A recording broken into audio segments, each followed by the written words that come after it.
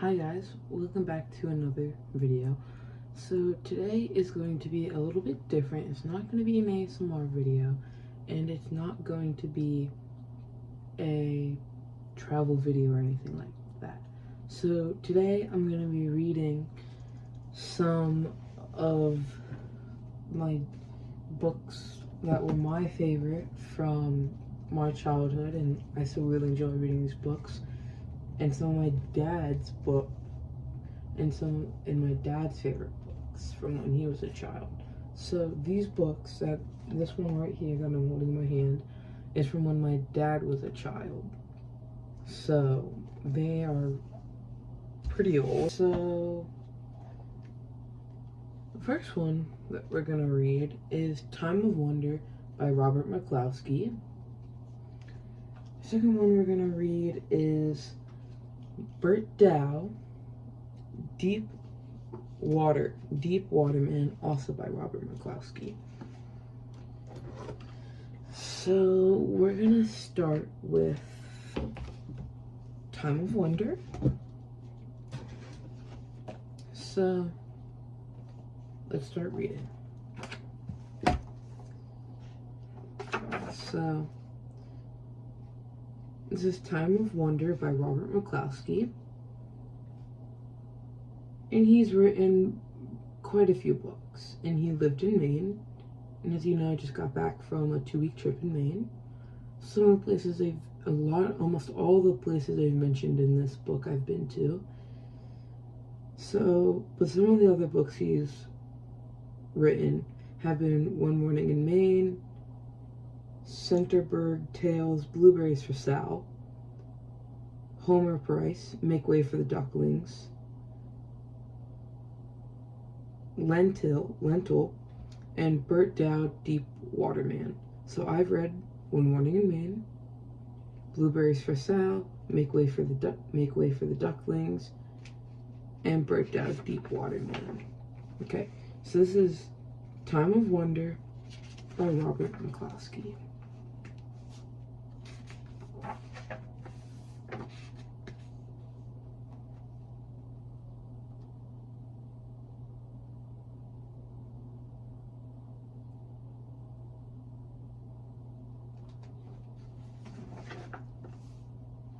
So,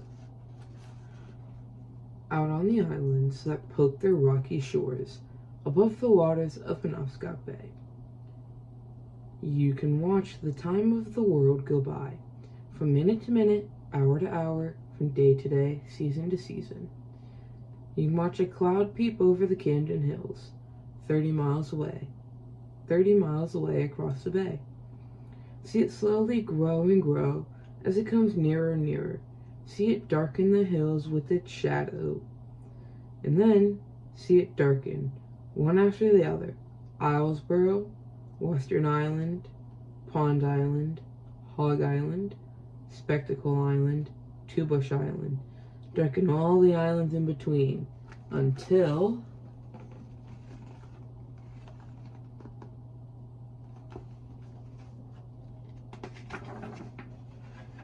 you, on your island, are standing in the shadow, watching the rain begin to spill down way across the bay. The rain comes closer and closer.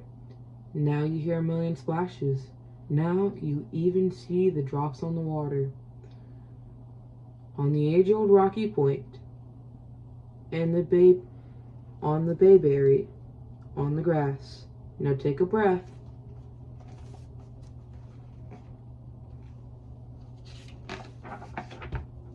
It's raining on you.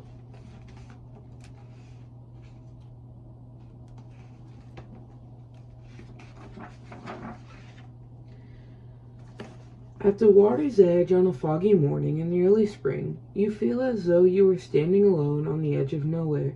You hear a snorting sound from out of the nowhere, and you know that no, you are not alone.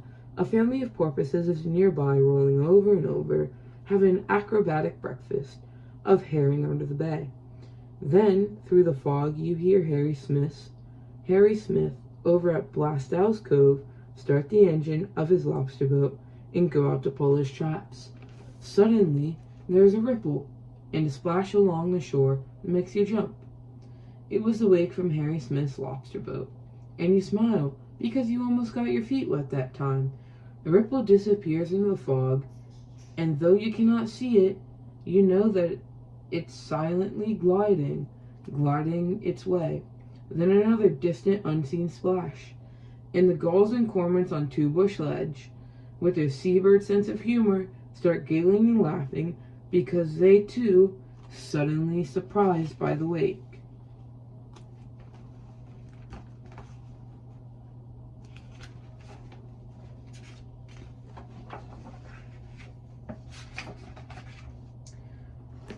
Back from the shore, the trees look like ghosts. The forest is so quiet that you can hear insects boring a tunnel deep inside a log.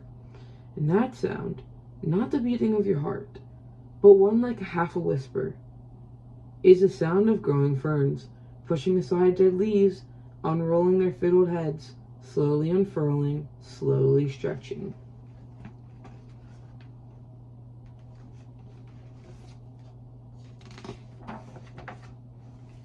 Now the fog turns yellow, the bees begin to buzz, and a hummingbird hums by. Then all the birds begin to sing, and suddenly the fog has lifted, and suddenly you find that you are singing too, with the blue water sparkling all around, with the blue water sparkling all around.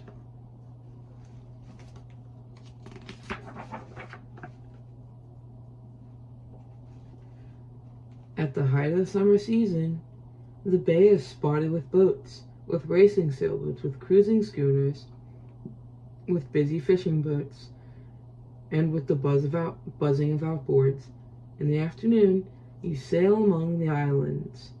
Pushed by gentle breezes, you sail close by Swan's Cove ledges, where a mother seal is nursing her baby, and then at sunset, with porpoises puffing and playing all around your boat, you come about and set a course for the island that is home.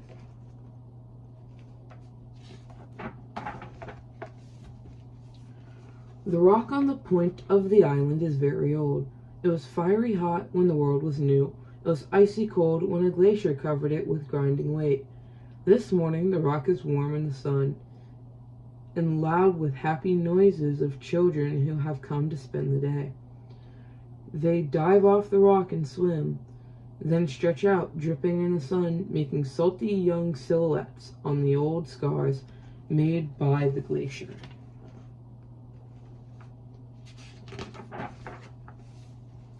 In the afternoon, when the tide is out, they build a castle out of rocks and driftwood below the spot where they had belly whoppered and doggy paddled during the morning.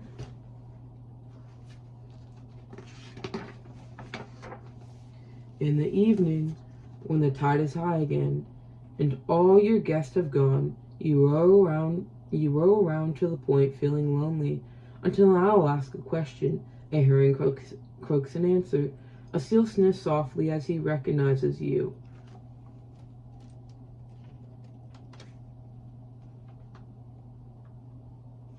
A seal sniffs softly as he recognizes you. And eider duck and fishhawks all are listening, all are watching as you row. By the rock, you shine a light down into the water. There is a crab on the bottom where you were playing this afternoon. He tiptoes sideways through the castle gate and disappears into his watery keep.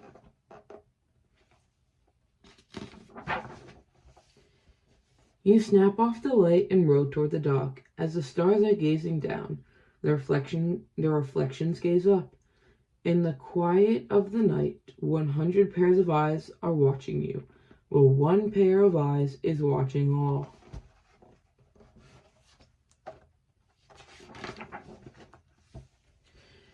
As the days grow shorter and shorter, there are fewer and fewer boats on the bay, until at last only the fishing boats are left. The wind blows brisk from the northwest, rustling the birch leaves. The ferns change from green to yellow to brown. The robins are gone from the lawn and the garden. The swallows have flown from their nest in the boathouse to take their places. Migrating birds from the north stop over to rest on their way south. The crows and the gulls fly over, fussing and feuding, and the hummingbirds visit the petunia patch. Mr. Billings flies over, looking for schools of heron. When he sees you waving on the beach, he dips the seaplane's wings in greeting.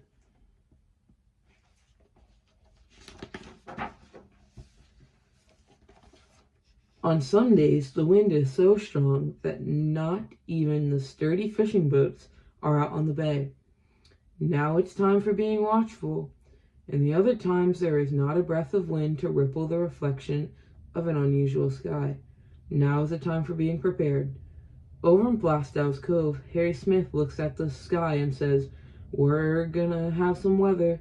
On Eggamoggin Reach, Clyde Snowman listens to the loons and says, "It's a-comin'." On Cape Rozier, Fred Clifford listens to the sound of the bell off Spectacle Island and says, "She's gonna blow." On your island, you feel a light, crisp feeling going out of the air and a heavy stillness take its place. It's time to make a quick trip to the mainland for food and gasoline. It's time to get ready. We're gonna have some weather. It's a-comin'. She's gonna blow.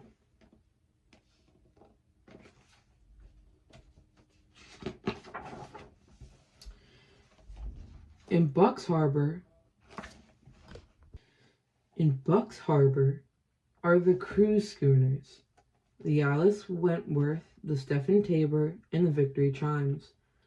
Riding at anchor to spend the winter, men are busy putting out extra anchors, pulling up skiffs and rowboats, checking moorings, checking chains, checking pennants, getting ready.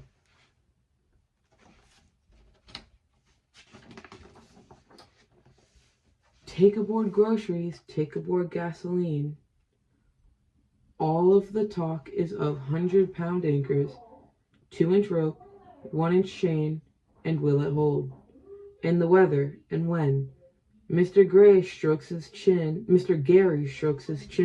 and says, with the next shift of the tide, "Hurry for home, for there's much to be done before the tide is too low."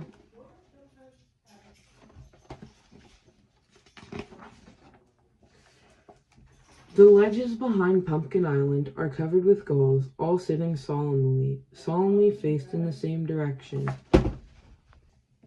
The ledges behind Pumpkin Island are covered with gulls, all sitting solemnly faced in the same direction. There's no giggling and crackling as your wake splashes the ledge today. This is no time for seabird sense of humor. We're gonna have some weather. It's a-comin'. She's gonna blow with the next shift of the tide.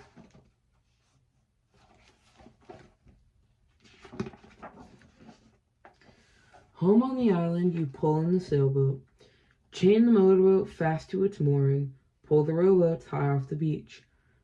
Mr. Smith hurries by with a boatload of lobster traps that he has been taking up. Over in Swan's Cove, Mr. Billings puts extra lines on the wings of his seaplane. Fishermen put extra lines on the herring boats and scallop boats. At Frankie Day's boatyard up Benjamin River and at Hall Vane's boatyard up Horsehoe Creek. Men are working with the tide, pulling up sloops and yawls, ketches and motorboats, shackling chains, tying ropes, making things fast, battening down, getting ready.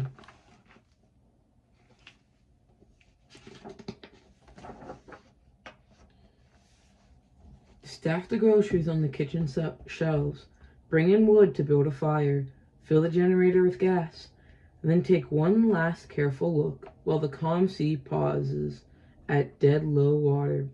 A mouse nibbles off one last stalk from the garden and drags it into his mouse hole. A spider scurries across his web and disappears into a knothole. All living things wait, while the first surge of the incoming tide ripples past Eagle Island. ripples past Draco, past Pickering, ripples past Durigo, past Pickering, past Two Bush Island, the bell buoy off Spectacle Island, sways slightly with the ripple, tolling, the shift of the tide. Gently at first the wind begins to blow. Gently at first the rain begins to fall. Suddenly the wind whips the water into sharp, choppy waves. It tears off sharp tops and slashes them into ribbons of smoky spray. And the rain comes slamming down. The wind comes in stronger and stronger gusts. A branch snaps off from a tree. A gull flies over, flying backwards, hoping for a chance to drop into the lee of the island. Out in the channel, a tardy fishing boat walls in the waves, seeking the shelter of Buck's Harbor.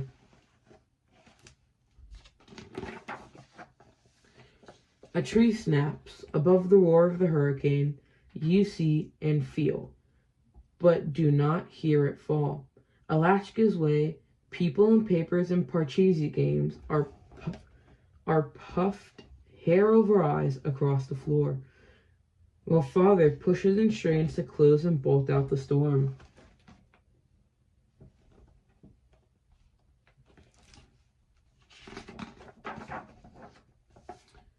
Mother reads a story, and the words are spoken and lost in the screams of the wind.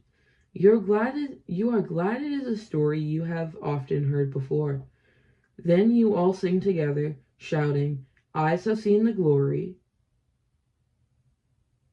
just as loud as you can shout, with dish towels tucked by door sills, just to keep the salt spray out.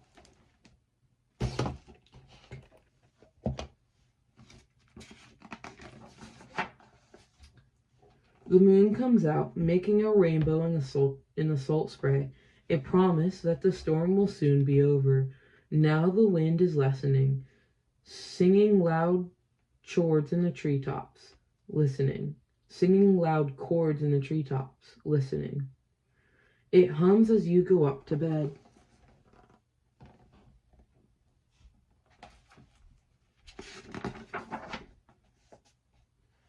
And the great swells coming in from the ocean, from the open sea, say, "Shh, shh, shh," as they foam over the old rock on the point, listening. The wind whispers a lullaby in the spruce branches as you fall asleep in the bright moonlight.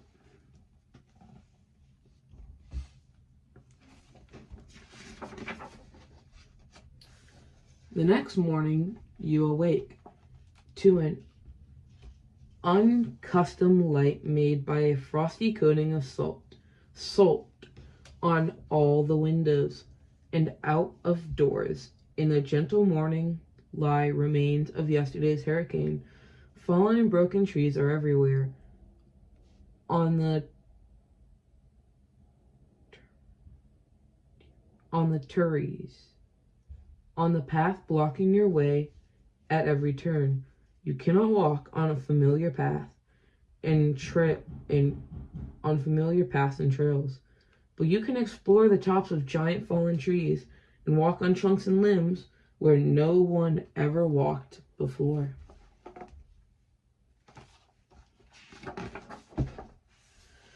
Then seeking out still more places where no one ever walked before, you explore the jagged holes left by roots of fallen trees.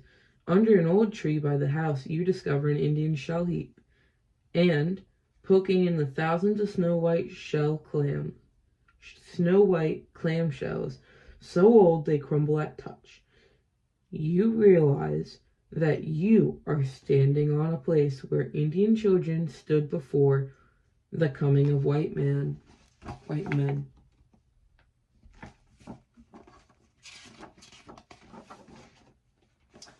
Now it is time for one last chore of hauling seaweed from the beach to fertilize the garden.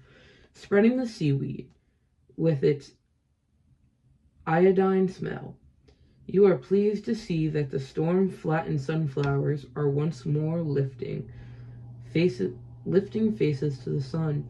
And here are the hummingbirds, humming a hymn till the morning, making a final round to the last of the petunias. It is time for the hummingbirds to leave the island.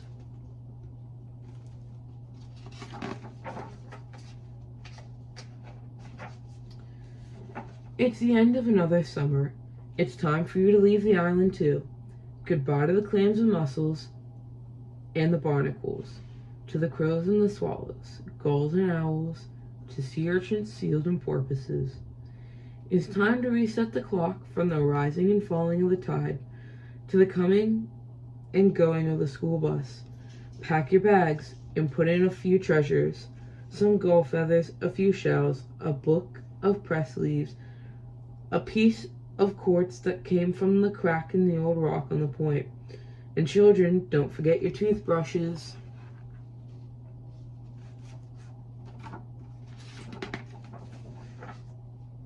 Then, all aboard and around your island, past Birch Island, past Pumpkin Island, and across Eggemoggin Reach, for the last time this year. Take a farewell look at the waves in the sky, take a farewell sniff of the salty sea, a little bit sad about the place you are leaving, a little bit glad about the place you are going. It is a time of quiet wonder, for wondering, for instance, where do hummingbirds go in a hurricane? The end.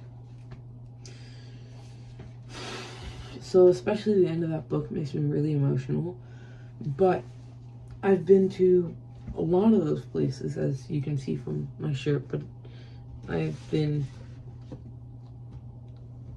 to quite a few.